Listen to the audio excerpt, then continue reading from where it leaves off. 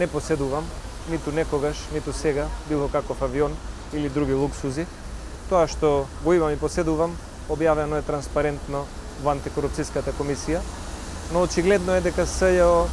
веќе претера во својата партизираност и се претвори во една институција која што служи само за притисок, малтретирање и прогон на политичките неистомисленици на господинот Заев и работи по нарачка, обидувајќи се да деградира секого кого смета дека име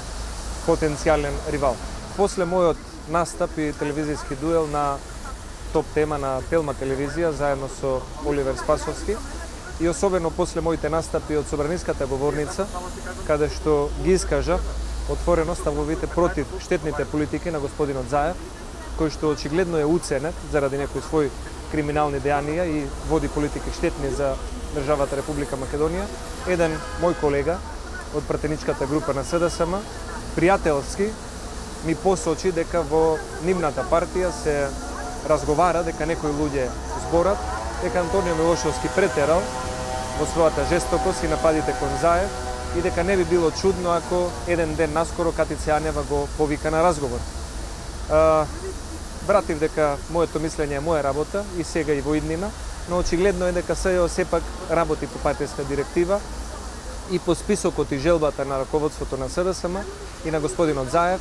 издава и почнува било какви истраги, обвиненија, предистражни постапки за сите нивни луѓе кои што сметаат дека може да им бидат пречка во политичките амбиции на господинот Заев по секоја цена и по цена на интересите на државата да се добере до власт. Премиерот Еди Рама им направи лоша услуга на партиите на македонските албанци со платформата од Тирана.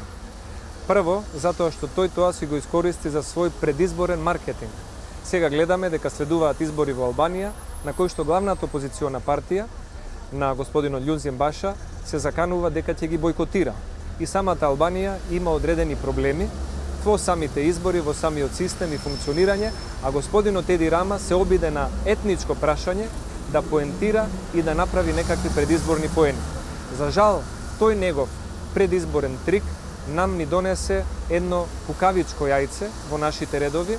затоа што се работи за постизборна платформа. Ние немаме ништо против секоја политичка партија, секој кандидат за пратеник или за градоначалник во изборите, за време на кампањата, во изборната програма, да запише за што се залага, за какви даноци, за каква држава, за каков устав, за која двојазичност, за како ја гледа Република Македонија. Но навистина е еднакво на изборна измама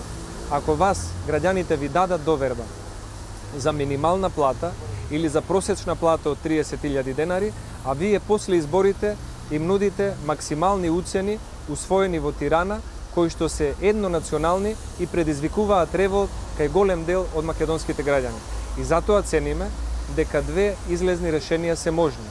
Првото, господинот Заев да се откаже од оваа платформа писмено и да прифати ВМРО ДПМН и нашата коалиција да му ја дадат поддршката за малцинска влада, доколку смета дека проектите за минимална плата и за просечна плата му се најважни. Доколку не е во состојба заради лични причини, заради судски причини или било какви други работи за кои што е уценет,